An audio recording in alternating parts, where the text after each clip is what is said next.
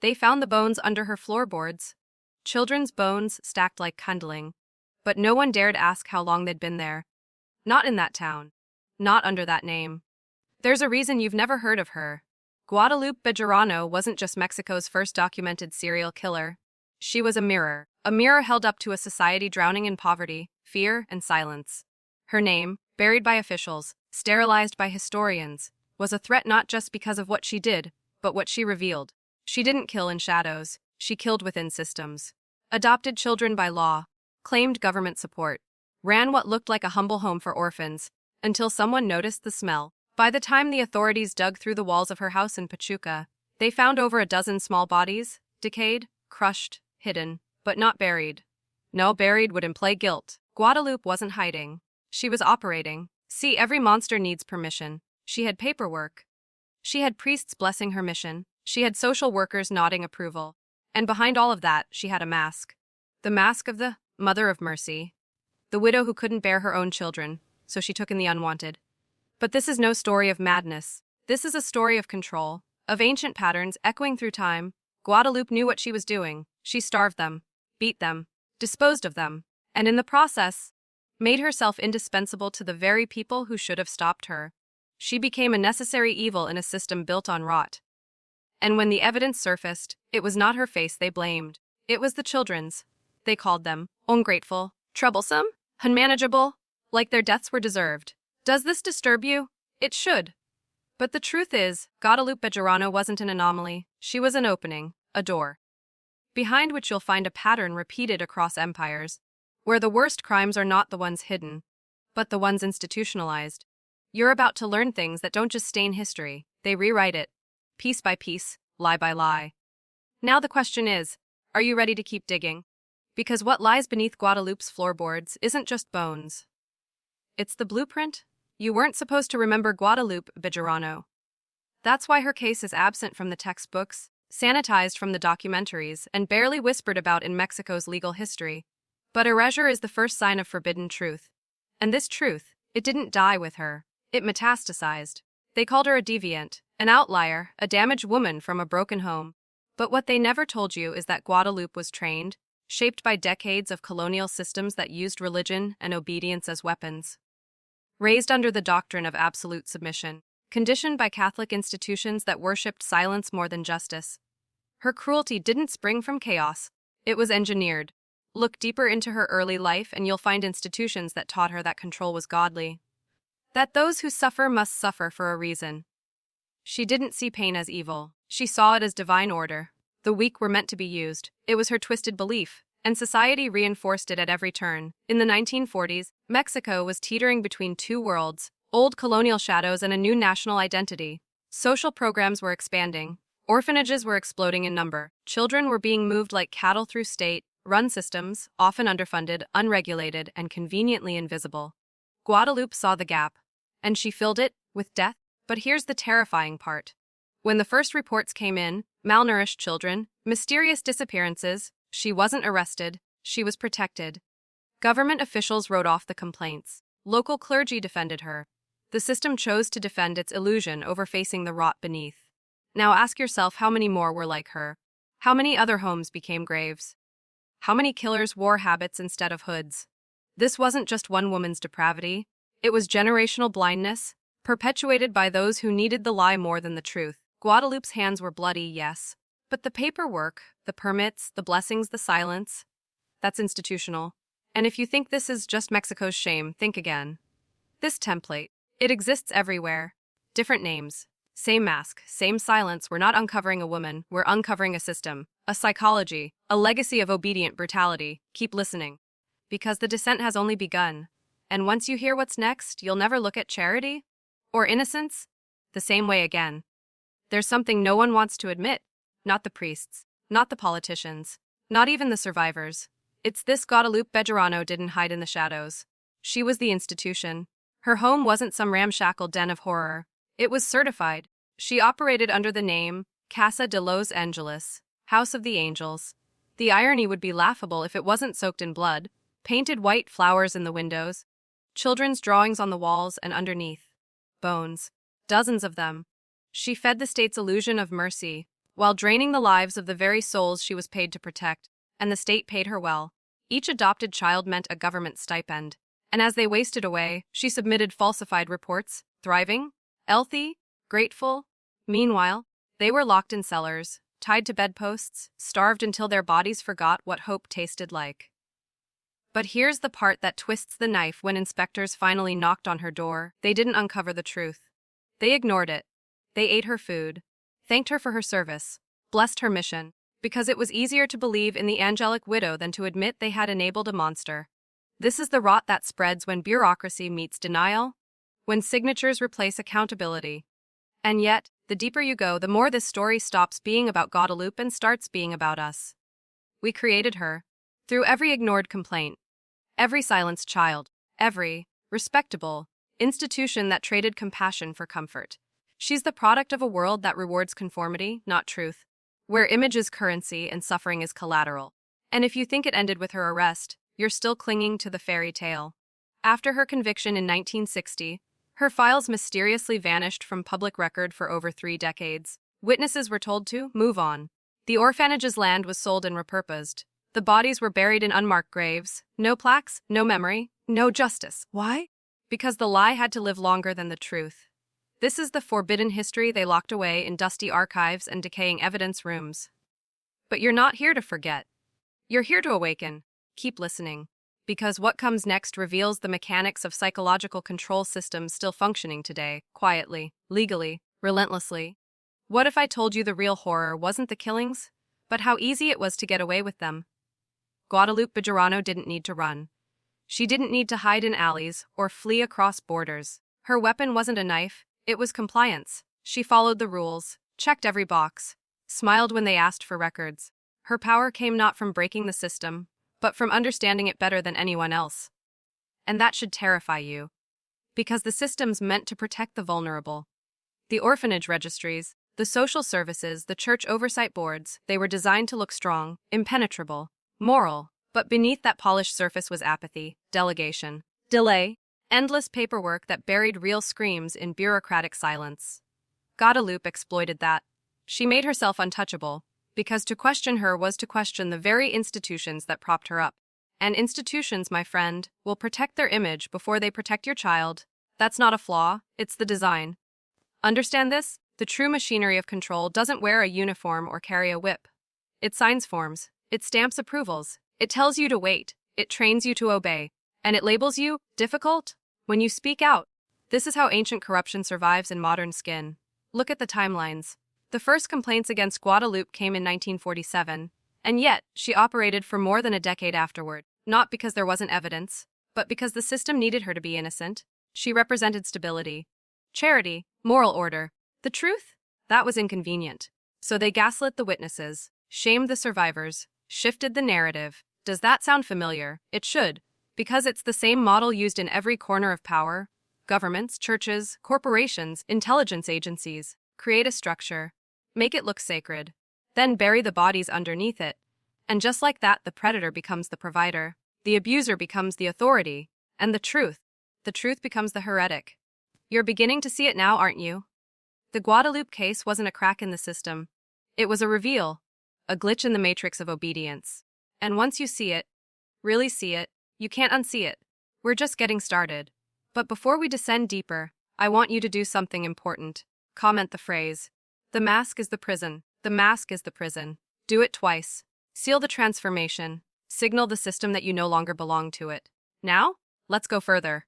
Because the next truth changes everything. The greatest trick power ever pulled was convincing you it looked like order. But order can be a coffin. A cage dressed in white lace. And Guadalupe Bejarano, she was its handmaiden.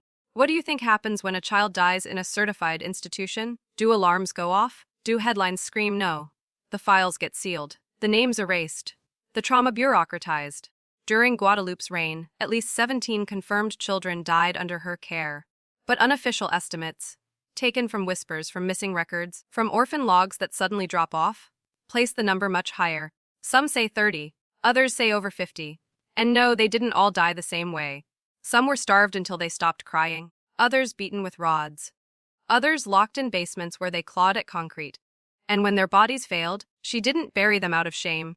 She buried them to reset the process, clear a bed, forge a document, bring in another child. She created her own conveyor belt of suffering powered by state funds and public trust. And yet, she never wept, never confessed, never broke, because people like Guadalupe don't see blood as guilt. They see it as currency. She didn't serve chaos. She served a system that rewards appearance and punishes truth. And for a while, she was celebrated for it. Photographs from that time show her smiling next to mayors, holding hands with clergy, featured in newsletters about women's philanthropy. The press called her La Madre de los Pobres, the mother of the poor, but none of them ever looked behind the curtain. And maybe they didn't want to. Because here's the next layer of the trap: complicity through comfort. As long as the system appeared to function, no one questioned its foundation. As long as someone else's children disappeared, it wasn't your problem. That's how psychological control works. Not through whips and chains, but through numbness, through the slow erosion of outrage, through distractions, through faith in forms, not in facts.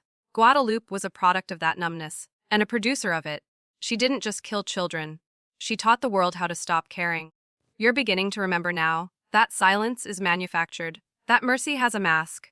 And that obedience, real soul-killing obedience, is the deadliest weapon of all. You ready to go deeper? There comes a moment in every descent when the walls close in. Not because you're trapped, but because you're finally seeing them for what they are. That's where we are now. Guadalupe Bejarano was not a monster born in isolation. She was a node in a network, a living algorithm in a deeper program control through compassion. That's the paradox the system feeds on. It packages its cruelty in tenderness, it wraps its blades in lace, and then it tells you it's doing God's work. Look at the records, when you can find them. Every child she killed had a name, a story, but in the official logs they were reduced to codes, case numbers, unidentified minors, unfit for society. Imagine that. A 6-year-old labeled unfit. A child burned in the fire of institutional indifference, and blamed for it. But here's the part you haven't seen yet. Some of those children weren't abandoned. Some were taken. There are whispers buried in court testimonies, redacted transcripts, lost files, of children removed from low-income families for behavioral correction, transferred to Guadalupe's care. In reality, it was a quiet form of population control. Eugenics wrapped in bureaucracy. They didn't need camps when they had orphanages. They didn't need overt violence when they had paperwork and public trust. It's an old script, one that didn't begin in Mexico, and one that certainly didn't end there. The idea is simple: identify the undesirable, isolate them, erase them, physically or psychologically, and do it in a way that looks like salvation. This wasn't just about one woman's evil, it was about a test of how much horror a society will endure if it's labeled as help. A test that many countries, not just Mexico, passed with flying colors. And today, that script still runs. Different faces, different institutions, but the same mechanism. We outsource our cruelty. We dress it up in mission statements. We deny what we know to be true because it makes us comfortable. Guadalupe Bejarano didn't destroy the system. She validated it. She showed the architects of silence that no matter how deep the pit, if you cover it with flowers and hymns, people will walk right over it and never look down. But you're not one of them anymore. You've already seen the edge. And what's next will push you over it. You made it this far. That means something inside you is waking up. But awakening isn't easy. It doesn't feel like light. It feels like drowning. Like being torn from the comfort of lies that cradled you since childhood. Because the deeper you go into forbidden history, the more one truth becomes unavoidable. The institutions were never broken. They were built this way. Guadalupe Bejarano didn't slip through cracks. She walked down a red carpet, lauded by church leaders, protected by government officials. And when the walls finally closed in, it wasn't because someone cared. It was because someone got caught. You want to know how they stopped her? They didn't. They replaced her. After her trial, the Casa de los Angeles was quietly renamed, sold, refurbished. A new director was installed. The same programs resumed.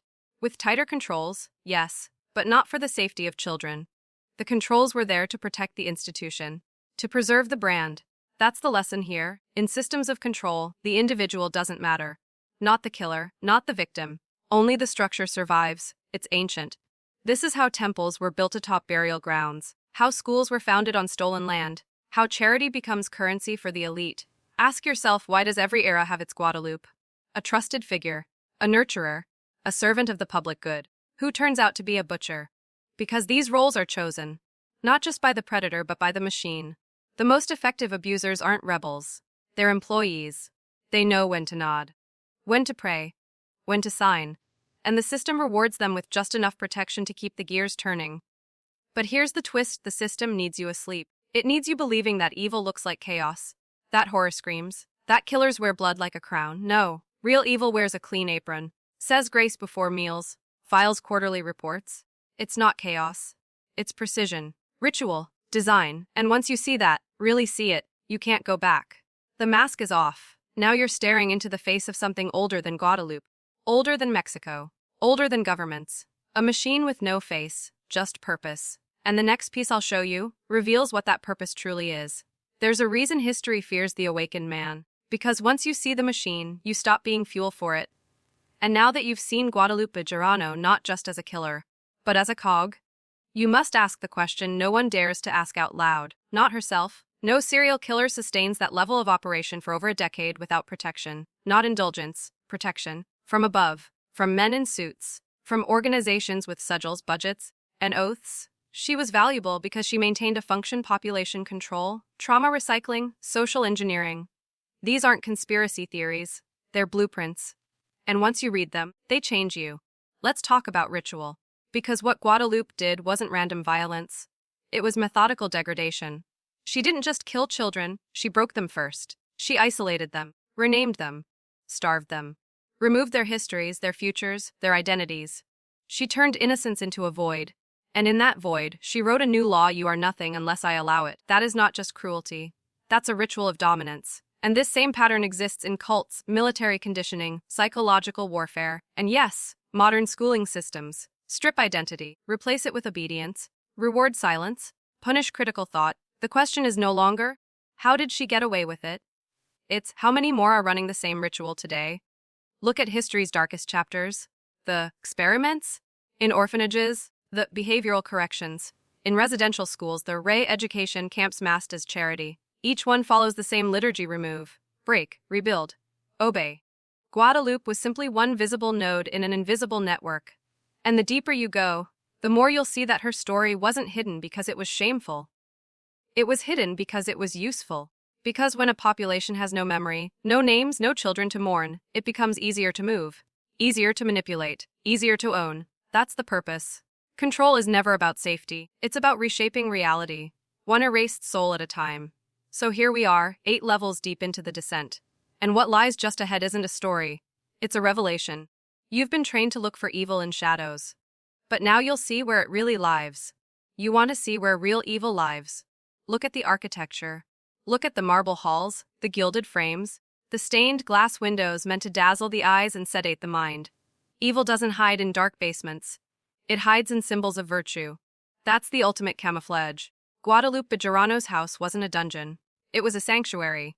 To the passerby, it radiated care: flowers in the windows, warm light, smiling portraits of saints. But behind every locked door was a child being undone molecule by molecule. And outside, society nodded in approval. That's how psychological control systems survive. They make you complicit in your own blindness. They sell you the story of the savior, the benevolent caregiver who takes on the burdens of the unwanted. But saviors are the most dangerous figures in human history. Why? Because we never question the ones who save us. Guadalupe was able to carry out her rituals not because she was invisible, but because she was too visible in all the right ways. Newspapers praised her. Churches blessed her. Politicians cited her as a model for reform. And in doing so, they locked the public into a trance. A belief that no further investigation was necessary, because good had already triumphed. But that's how they program you. Every time you accept a symbol in place of truth, every time you equate image with reality, you surrender part of your perception to something else. And what you don't perceive, you can't fight. This is the machinery of institutional manipulation. It doesn't need your belief. It needs your inattention. Because once you look too close, the cracks appear. And in those cracks, you see that Guadalupe's house was never just a home. It was a prototype, a microcosm, a test bed. Test how far people will bend before they break. Test how many children can vanish before someone demands names. Test how much horror can be forgiven if it's dressed in the right uniform. She was a farmer. Her crop, obedience. Her soil, silence. Her harvest, erasure. And now that you've seen the blueprint, you have to ask yourself, how many other homes around the world are operating under the same code? Different names. Same ritual. Same silence. Next, we go into the layer they fear you'll reach. Because it's no longer about Guadalupe. It's about who taught her. You want to know who taught her? That's the part they've spent decades burying. Not because it's hidden, but because it's everywhere. And once you learn to read the signs, it haunts everything you thought was sacred. Guadalupe Bejarano didn't invent cruelty. She was initiated into it. She spent her early years under the care of religious institutions, convents, charity schools, obedience factories, and inside those stone walls, behind the psalms and polished shoes, she learned the language of domination disguised as devotion. She was trained in the sacred choreography of pain. When to kneel, when to silence, when to strike. She watched as nuns beat children for sins they didn't understand, watched as mothers wept outside barred gates, told their children would be reformed, watched as girls bled on stone floors in the name of purity. And no one called it evil. They called it discipline. They called it order. They called it love. Understand this: when abuse is framed as virtue, it becomes self-replicating. The abused become the enforcers. The broken become the builders.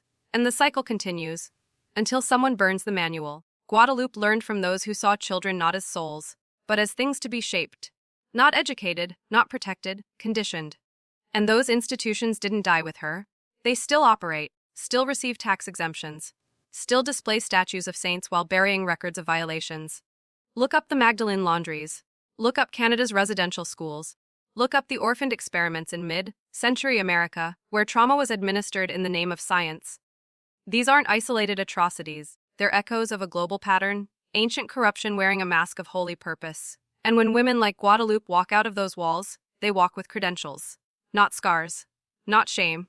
Credentials. That's how she got the permits. That's how she gained the trust. That's how she became mother of the poor. Because in a world engineered by control, cruelty backed by religion isn't a crime, it's a qualification. So the question you need to ask now isn't how did this happen? It's how many more are being trained right now? In the name of virtue, in the name of order, in the name of a God that never knew mercy. Now you're ready for the next descent, because in section 11a we'll follow the money, and you'll see just how profitable a child's silence truly is. Follow the money. That's what they always say, isn't it? Because money doesn't lie. It doesn't cry. It doesn't pray or pretend. It just flows to the source of power. And in Guadalupe Bejarano's case, it flowed in torrents. For every child she adopted, she received a stipend from the Mexican government, part of a post-revolutionary welfare initiative designed to address the country's growing orphan crisis. But like all government initiatives, it wasn't designed for the orphans. It was designed to protect the image of reform. Guadalupe understood this perfectly. She learned to manipulate the forms, the inspections, the metrics. Children were not levs, they were line items. Each new intake meant a new payout, and if that child died, the body was discarded, the paperwork was recycled, and the funds continued, unchecked. There were no audits, no follow-up calls, no unannounced visits. Because if the system looked like it worked, no one cared what happened inside. But here's where it gets darker. The money didn't stop with Guadalupe. She hired local workers, untrained, underpaid, unquestioning. They looked the other way because they had to. They had families. They had debts. They had no power. She donated to churches, small amounts but often. And in return, she was praised in pulpits, given seats of honor, forgiven in advance. She even attended charity galas hosted by regional elites, shaking hands with the very people who funded the institutions that shielded her. It was all theater. And the ticket price was written in blood. What you need to see here is that suffering becomes profitable when wrapped in good intentions. Governments get credit. Churches get glory. Institutions get funding. And monsters like Guadalupe, they get free rein. This is the economic engine of institutional manipulation. You think human trafficking only happens in back alleys and black markets. No, it happens in clean buildings, with receipts, with budgets, with signatures from trusted officials. And that's the part they never want you to say out loud. Systemic abuse isn't a failure of oversight. It's a business model. Now you understand why the files disappeared, why the evidence was lost, why the bodies were never identified. Because truth costs money, but lies print it. In the next section, I'll show you the blueprint for how systems like these are exported around the world, and how they're already inside your city. You think this is just history, some old horror buried in another country, another time. No, you're standing in it. Because what Guadalupe Bejarano built in Mexico was not an isolated nightmare, it was a template. A prototype for a global system of disguised cruelty, perfected over decades and exported one institution at a time. Let me show you how it spreads. First, you need a crisis, real or manufactured. An orphan crisis, a drug epidemic, a refugee influx, something that pulls on public emotion and opens the gates for urgent solutions. Then, you install the savior complex, charities, faith-based initiatives, government programs, the kind with smiling photos and brochures that show smiling brown children in dilapidated homes reaching out for help. It always begins with the image. And behind that image, the system. Forms, pipelines, quotas, funders from abroad, foreign aid, nonprofits, political connections. Now watch what happens. Children are taken, not always stolen, no, sometimes just redirected. From broken homes, from impoverished mothers, from communities labeled at risk. They enter the system and vanish into the maze. New names, new diagnoses, new classifications. They are no longer children. They are data points, statistics, assets. And the organizations receive funding per head, just like Guadalupe did, just like thousands do today. Do you think it ended in Mexico? No. It spread across Latin America, into Asia, across Eastern Europe, into American soil. Look up group homes in your own state. Look up the scandal-ridden adoption agencies. Look up the foster systems that lost thousands of children year after year. Where did they go? No one knows, because no one asks. The same silence Guadalupe operated under has simply been refined. Now it wears a suit.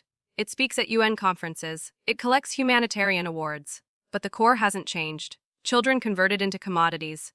Pain converted into currency. Abuse converted into policy. And the deeper you go, the more terrifying the realization becomes. This isn't an accident. This is design. This is the architecture of manufactured mercy. And when you pull the mask off, you realize that Guadalupe was just the first face of a global hydra. One that still breathes, still feeds, still smiles. And in the next section, you'll see how even justice is manipulated. Because the courtroom isn't where corruption ends. It's where it gets approved. You think justice is the end of the story. You've been lied to. Because in cases like Guadalupe Bejarano's, the courtroom isn't the reckoning. It's the reset. It's the moment the system clears its throat, wipes the blood from its chin, and says, "Look, we held someone accountable." But accountability? That's just another performance. Let me show you how it works. Guadalupe was arrested in 1960, charged with the deaths of at least a dozen children. The evidence was irrefutable: bones under her floors, torture scars on survivors, financial records soaked in deception. The public screamed, the media reacted, and the system, it negotiated. Her trial was held behind closed doors. Only a select number of documents were ever released. Court records were lost. Names were redacted, not to protect the victims, but to protect the state. And when she was sentenced, it wasn't death. It wasn't even life without parole. It was 40 years, served quietly, inside a facility more concerned with keeping her out of headlines than behind bars. And within a few years, her name stopped being printed altogether. She was erased. But here's the real trick: they didn't bury her crimes. They buried her as the scapegoat. Her conviction gave the system what it needed most: closure. The illusion of resolution. The lie that it was over. And in that illusion, the machine was safe. No institution was dismantled. No officials were tried. No reparations were made to the families of the children who died screaming behind locked doors. The trial became a firewall. It burned the individual, but saved the system. And this model, it didn't stop with her, it repeated. In clergy abuse scandals. In residential school hearings. In CIA torture investigations. A few fall, the rest endure. That's the true psychology of elite control. When exposure is inevitable, offer up a sacrifice. Make it public, make it dramatic, and make sure it leaves the system intact. So yes, Guadalupe was judged. But the institutions that trained her, funded her, protected her, they were praised. Her conviction wasn't the end of horror. It was the beginning of forgetting. And now you must ask the most dangerous question yet. How many crimes have been laundered through justice itself? Next, we go even deeper. Because after justice fails, the only thing left is the ritual of forgetting. And that is where they win. Unless you remember. Let me take you into the abyss they don't write about. Not in textbooks, not in documentaries, not in museums. Because after the trial, after the newspapers stopped printing her name, Guadalupe Bejarano didn't just vanish. She became a myth, and myths are where truth goes to be buried alive. Mexico moved on. The government washed its hands. The institutions locked their records in vaults inaccessible to journalists, historians, or grieving families. And the orphanages, Most of them were quietly shut down, renamed, or repurposed. But that doesn't mean the machine stopped. You see, there's a ritual that follows every institutional horror. It's not written in law, but it is always followed. I call it the ritual of forgetting. Step 1: silence the survivors. Label them unstable. Say they're imagining things. Lose their files. Erase their names. Step 2: distract the public. Give them a new villain. A scandal. A spectacle. Make sure no one looks back, because the past, if remembered, might demand justice. Step 3: sanctify the system. Use Guadalupe's story to prove that the state protects children. Make documentaries that say, this could never happen again. Create new agencies with longer acronyms. Rebrand the institutions, same structure, different name. Step 4: forget. Let the dust settle. Let the bodies rot into the earth. Let memory fracture and dissolve, until only the trauma remains, unspoken and invisible. This is how power heals itself, not by fixing, but by erasing. Guadalupe Bejarano's crimes weren't isolated. She was one strand in a much older web, one that threads through governments, churches, militaries, charities. And if you listen carefully, that silence you hear, it's the sound of rooms still hidden behind walls. It's the laughter of men in suits who know you'll never find the ledger. It's the echo of a child's scream no one will ever believe was real. You've crossed into dangerous territory now. Because once you know the ritual, you can start to see it everywhere. In the news, in your city, in your own memory. But if you want to see even deeper, to peel back the last mask and reveal the architects behind the myth, you must go further. And what comes next? That's the part they'd burn history books to keep from you. You're still here. Good. That means something inside you, maybe something ancient, has chosen to remember what the world wants you to forget. But if you're going to keep going, you need to understand, this isn't just about Guadalupe Bejarano. It never was. She was a vessel, a mask, a test run. Her crimes were horrifying, yes, but what should terrify you more is who protected her and why. Let's talk about the third floor. Not a metaphor. Not a myth. The third floor of the orphanage where Guadalupe worked was sealed off. No children were ever signed there. No staff records show anyone working it. But survivors, now men, now broken, have whispered what they saw. Children brought up those stairs, never brought back down. Foreign men with cameras, doctors who didn't speak Spanish. And always, the same phrase whispered in panic, El piso donde el alma muere, the floor where the soul dies. And when police raided the orphanage after her arrest, the third floor was empty, stripped, sterilized, wiped clean by someone with power, with speed, and with state protection. That's when the story stops being about a madwoman and starts being about a network, a system with layers that include politicians, pharmaceutical companies, foreign intelligence. You heard that right. What happens when children go missing in an orphanage? People cry. What happens when hundreds disappear over decades? People get promoted. You think MK Ultra only happened in the US. Think again. Latin America was a playground for psychological experimentation. From Guatemala to Chile, from Argentina to Mexico, the blueprint was always the same: disguise trauma as care, disguise conditioning as education, disguise experimentation as reform, and the children, collateral, innocent, perfect subjects, because no one would ask where they went. This is what Guadalupe Bejarano was part of. A cog in a much darker wheel, a wheel that still turns. So I need you to do something right now. In the comments, write this phrase twice to lock in your awakening: the floor where the soul dies. Write it twice.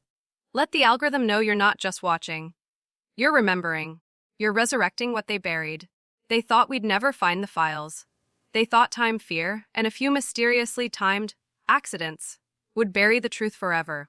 But they were wrong, because we found the names, and we're going to say them out loud. Let's begin with Dr. Claude Renner, Swiss psychologist, specialist in child behavioral manipulation. Officially, he died in a boating accident in 1983. Unofficially, he was in Veracruz just 4 months before Guadalupe Bejarano's second wave of adoptions. According to declassified embassy records, Renner traveled under a diplomatic passport. Why would a child psychologist need diplomatic immunity? And why was he escorted by a member of the U.S. Embassy's Cultural Affairs Division, a known CIA front? Because Dr. Renner wasn't just a doctor.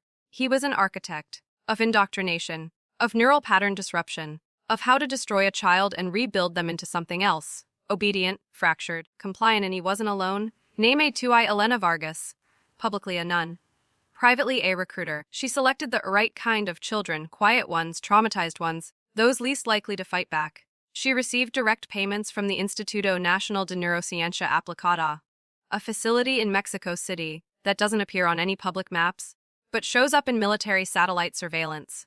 Why would a neuroscience institute be paying a nun at a provincial orphanage?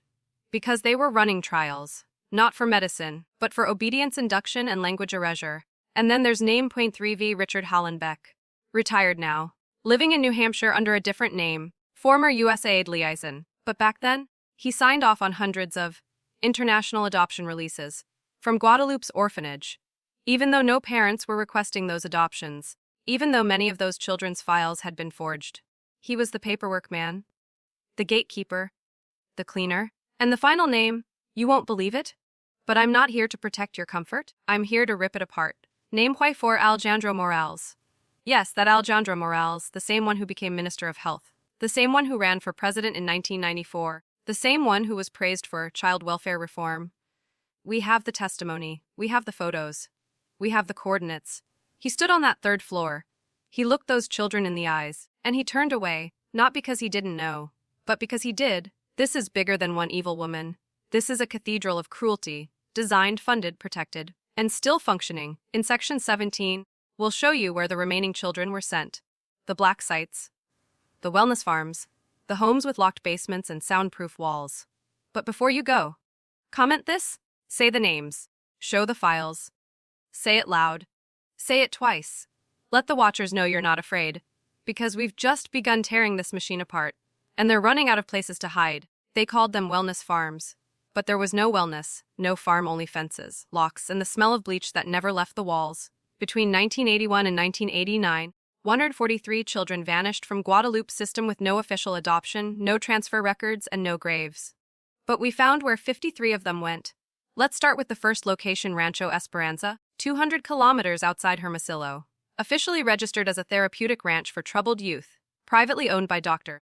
Sebastian de Armas, a psychiatrist who once worked at Atascadero State Hospital in California, known for housing violent offenders and experimenting with psychosurgery. When federal agents raided Rancho Esperanza in 1992, they didn't find patients, they found rooms with restraints, diaries, drawings of cages, one wall scrawled with the phrase, "We don't have birthdays here." All charges were dropped. Why? Because all the children were legally placed? Because the original adoption documents were sealed by international court order. The second site, Villa Tranquila, outside Medellin, Colombia. Not on any registry, no website, just satellite images showing 8 identical concrete buildings in a perfect grid. Locals called it La Zona de los Callados, the zone of the silenced. Witnesses described children being dropped off in black vans, let in with hoods over their heads. No one ever saw them come out. And the third location? This one still exists. It's called Blue Hollow Treatment Facility in Utah. Rebranded, renovated. But we have former patients who remember the original name, Camp Revival. They were told they were being rescued. They were told they were chosen. But once they entered, they were told something else. See, you have no name anymore. What happened inside? Isolation tanks, forced feeding, daily confessions in front of mirrors, and injections that made the world blur. One survivor told us, they made us repeat the phrase, "My mother never wanted me. My name was never mine," every morning. For months, we have footage, we have coordinates, we have names. But here's the worst part, many of these facilities still receive funding under new names, new boards, new philanthropic fronts, from corporations you know, from families you trust, from governments that look you in the eye and promise safety. In Section 18, we'll reveal the corporate pipeline. Which U.S. companies profited from this network? Which nonprofits helped transport the children? And which very famous charity helped cover it all up? But right now, I want you to do something impossible. I want you to sit still, close your eyes, and imagine being 6 years old, on a van, in a foreign country. No name, no birthday, no way out. That was their reality. For years. And now it's our responsibility to speak for them, to tear the silence apart. You've heard of foundations. You've donated to charities. You've worn bracelets with their logos. You believed they were rescuing children. But what if I told you they were delivering them? Let's begin with the most unsettling trail. The Harmony Trust. On the surface, an American nonprofit launched in 1979, supposedly focused on cross-border adoption support. They boasted endorsements from celebrities. Bill Clinton spoke at one of their galas. They had partnerships with the United Nations Children's Fund, and even won a Peabody Award for their documentary on child recovery. But behind the scenes, they ran a logistics pipeline. one that moved displaced children from South and Central America to facilities in the U.S., often bypassing proper documentation entirely. We gained access to internal shipping memos, masked as humanitarian transports. They used language like cargo arrival ETA for juveniles, Guatemala hub, escort ZOG, clearance, and if you think cargo was a translation error, think again. These were real children. 4, 6, 10 years old, labeled, shipped, handled. But Harmony Trust didn't work alone. They had corporate partners. Let's name one: Kelridge Biosolutions, a pharmaceutical supplier that produced experimental behavioral sedatives. Guess who their #1 testing site was? Camp Revival. We traced financial records showing Harmony Trust paid Kelridge over $2.7 million between 1991 and 1994 for medical training tools. And then there's Ardentech Logistics, a Texas-based freight company that specialized in cold chain transport. They received tax write-offs for emergency medical deliveries to juvenile rehabilitation centers. Their trucks, the same black, windowless vans used at La Zona de los Calados. Let's pause. Because the next name is one you know. You've seen them at every disaster, every refugee crisis, every televised benefit concert. Children acclaimed to help 3 million children annually. They were even given UN observer status in 1992. But internal whistleblowers leaked 147 documents in 2017, shipment manifests, photographs. One reads, Batch 7AB, arrival in Sonora. Intermediary Eston Armas, do not photograph. Yes. That same Dr. Sebastian de Armas who ran Rancho Esperanza. He wasn't an outlier. He was part of the infrastructure. So ask yourself, why did these companies and charities cooperate? What were they gaining? Answer: tax shields, free labor, and in some cases, experimental data from children who couldn't say no, who had no lawyers, no voices. In 1995, a congressional inquiry tried to investigate. It was shut down within 3 weeks, citing lack of jurisdiction over international nonprofits. So these groups got away with it. But here's what they didn't count on: people remembering, survivors speaking out, journalists refusing to look away, and whistleblowers leaking what the world was never supposed to see. In Section 19, we'll show you the faces of those survivors, their words, their scars, and the coded journals found in Blue Hollow that prove the system wasn't just abuse. It was ritualized, coordinated, and fed by belief systems far darker than anyone imagined. We are not just uncovering a trafficking network. We are revealing a machine, one that ran on fear, fueled by money, and cloaked in charity. And it's not over. They said the children were rescued. They said they were placed in safe homes. They said the trauma was behind them. They lied. Meet Lucía, rescued from the Rancho Esperanza facility in 1996 during a supposed DA raid that made national headlines. News reports called her a lucky survivor. But what they didn't report: Lucía was returned to a foster home in Utah, funded by the same donors as Harmony Trust. Her nightmares never stopped. In a recorded 2011 interview, her voice shaking, she whispered, "They told us if we ever said anything, our tongues would be cut out and sent to our mothers." Lucía kept journals, hundreds of pages, childlike handwriting, doodles of staircases that led underground, drawings of men with no eyes, and strange symbols, later confirmed by occult researchers to match ritual sigils dating back to the Eleusinian mysteries and the Lama orders. And she wasn't alone. Carlos M. was rescued at age 11. His case was featured on Oprah. But after the camera stopped rolling, he disappeared from public view. What we uncovered: Carlos had been placed in a therapeutic community in Oregon, operated by a nonprofit linked to behavioral reprogramming trials. He was drugged, monitored, and forced to take part in reenactments of the rituals he had endured. All of this funded by a trauma recovery grant from a now defunct foundation called Vigilant Mercy. And then there are the journals from Blue Hollow.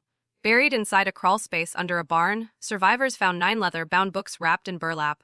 They were filled with ritual schedules, symbols, names, dates, drawings of children in cages arranged in geometric shapes, references to the Har of Unbinding, mentions of a black chapel beneath the lodge. Most horrifyingly, lists of children's first names with marks next to each. Paid processed exhen escaped to offered to what? No one dared say. But cult expert Dr. Yara Feldstein analyzed the books and confirmed. These are ritual codices. Not metaphors, not fantasies. This is organized occult sacrifice disguised as rehabilitation. The media never covered it. The books were quietly taken by federal agents, but never cataloged. They vanished, just like Carlos, just like Lucía's drawings, just like the truth. And the most twisted part: some of the survivors weren't just victims. They became initiates, broken down, then rebuilt. Not to heal, but to serve, to continue the cycle. In Section 20, we'll go deeper into that abyss, into the psychological weaponization of children, how they were turned into instruments of ritual, how some were trained as recruiters, and why, to this day, certain families still protect these secrets. Because the final truth isn't just about what was done to the children, but what some were taught to do next. What if the children weren't just victims? What if the goal was never to rescue them, but to reshape them? Let's go back to the core of Project Reclamation, a program allegedly designed to rehabilitate the survivors of ritual abuse. Funded in part by the Wendell Consortium, a shadowy medical think tank with former ties to MK Ultra spin-off projects, this initiative was launched in 1998 under the guise of advanced trauma reintegration. But what did reintegration really mean? Reprogramming? Through a combination of a sleep deprivation therapy, psychoacoustic exposure, e-identity fragmentation, the dissociative bonding rituals of children were fractured, then molded. Psychologist Dr. Helena Krimsky, who defected from the program in 2004, revealed this in a private deposition. We were told we were healing them, but what we were actually doing was turning their trauma into obedience. They weren't taught to forget, they were taught to serve. One experiment, codenamed Echo Room, involved isolating children in mirrored chambers for 72 hours, where recordings of their own screams and prayers were played back, warped and reversed. Survivors described these sessions as spiritual death drills. By the time they emerged, many no longer responded to their names. They answered to assigned numbers or sigil-based titles.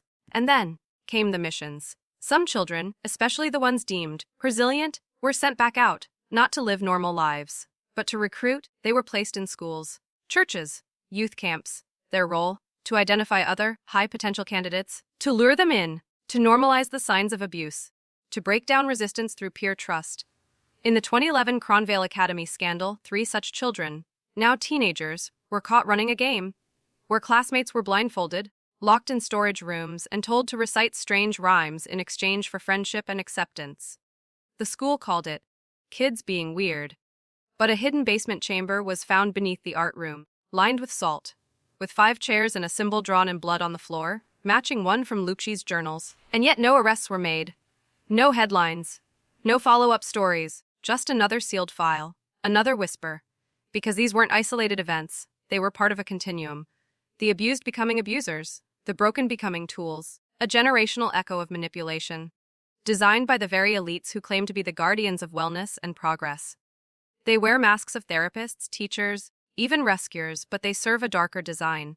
And those children, some are adults now.